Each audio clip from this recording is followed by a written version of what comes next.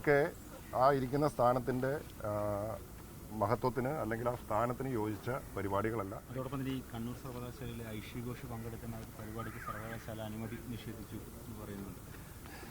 എനിക്കതിൻ്റെ വിശദാംശങ്ങൾ കിട്ടിയിട്ടില്ല. ഞാൻ എൻ്റെ പ്രാഥമികമായിട്ടുള്ള അന്വേഷണത്തിൽ മനസ്സിലായത് അവർ പരിപാടിക്ക് വേണ്ടിയിട്ടുള്ള പരിപാടി നടത്താൻ വേണ്ടിയിട്ടൊരു ആപ്ലിക്കേഷൻ പ്രൊസീജിയറുണ്ട്. ആ അപേക്ഷ കൃത്യമായിട്ട് നൽകിയിട്ടുന്നില്ല, അതുകൊണ്ട് അതിന് അനുമതി കൊടുത്തിട്ടില്ല എന്നുള്ളതാണ്. ഇപ്പോൾ ആര് പങ്കെടുക്കുന്നു എന്നുള്ളതിനല്ല പ്രശ്നം. ഒരു പരിപാടി ക്യാമ്പസിൽ സംഘടിപ്പിക്കുമ്പോൾ അതിനാരായാലും ആ പരിപാടി നടത്തുന്നതിന് വേണ്ടിയിട്ടുള്ള ഒരു ആപ്ലിക്കേഷൻ കൊടുക്കേണ്ടതായിട്ടുണ്ട്. അതിന് അനുമതി ബന്ധപ്പെട്ട അധികാരികൾ കൊടുക്കുകയാണ് ചെയ്യുന്നത്.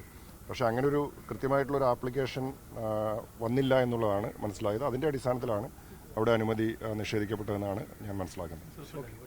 കേരള സർവകലാശാല വീശി നിരന്തരമായ പരിപാടിയിൽ വിവാദമായ അദ്ദേഹത്തിൻ്റെ പ്രസ്താവനകൾ പോലും കഴിഞ്ഞ ദിവസം വളരെ പക്വമായ പ്രസ്താവനകൾ ഉണ്ടാകുന്നു. എങ്ങനെയാണ് ഉന്നത വിദ്യാഭ്യാസ മന്ത്രി ആ രീതിയെ നമ്മൾ ഈ കാര്യങ്ങളെ സംബന്ധിച്ച് നിരവധി തവണ വ്യക്തമാക്കിയിട്ടുള്ളതാണ്.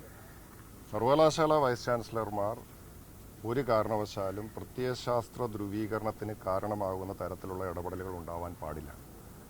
അവർ അവരുടെ സ്ഥാനത്തിൻ്റെ മഹത്വം കാത്തുസൂക്ഷിച്ചുകൊണ്ട് ഇത്തരത്തിലുള്ള രാഷ്ട്രീയ പ്രേരിതമായിട്ടുള്ള അല്ലെങ്കിൽ രാഷ്ട്രീയ പരിപാടികളിൽ നിന്നും അത്തരം സംഘടനകളുടെ പരിപാടികളിൽ നിന്നും മാറി നിൽക്കുവാനായിട്ടുള്ള ഔചിത്യം എല്ലാ വൈസ് ചാൻസലർമാർക്കും ഉണ്ടാവേണ്ടതാണ്. ഇത് കഴിഞ്ഞ ഗവൺമെൻറ്റിൻ്റെ കാലത്ത് ആരംഭിച്ച ഒരു രീതിയാണ്. ഇതുപോലെ ഇപ്പോൾ ഗവർണർ ഇടപെട്ടുകൊണ്ട് സർവകലാശാലകൾ വൈസ് ചാൻസലർമാരെ നിയമിക്കുന്നു. ആ ആളുകൾ RSSൻ്റെ പരിപാടിയിൽ പങ്കെടുക്കുന്നു. കഴിഞ്ഞ ഗവൺമെൻറ് കാലത്തും സംഭവിച്ചിട്ടുണ്ട്.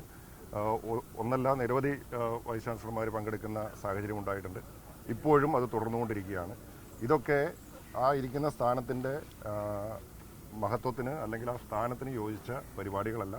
ഒരു കാരണവശാലും നമുക്ക് അതിനോട് അംഗീകരിക്കാൻ സാധിക്കുകയില്ല.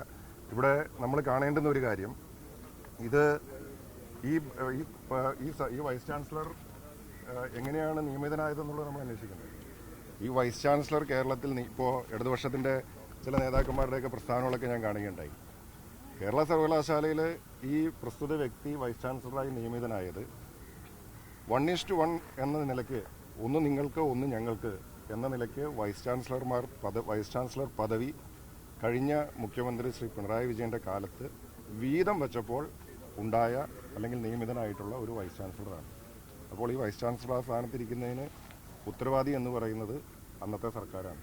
കാരണം അവർ ഗവർണറുമായിട്ടുണ്ടാക്കിയ ഒരു ധാരണയുടെ അടിസ്ഥാനത്തിലാണ് കേരള സർവകലാശാലയിൽ ഒരാളെ വൈസ് ചാൻസലറായിട്ട് വയ്ക്കുന്നതും CPMന് താല്പര്യമുള്ള ഒരാളെ മറ്റൊരു സർവകലാശാലയിൽ വൈസ് ചാൻസലറായിട്ട് വയ്ക്കുകയും ചെയ്തത്. അപ്പോൾ ഇത്തരം കാര്യങ്ങളൊന്നും നമ്മുടെ ഉന്നത വിദ്യാഭ്യാസ മേഖലയ്ക്ക് ഒരു കാരണവശാലും ഭൂഷണമായിട്ടുള്ളതല്ല എന്ന് തന്നെയാണ്.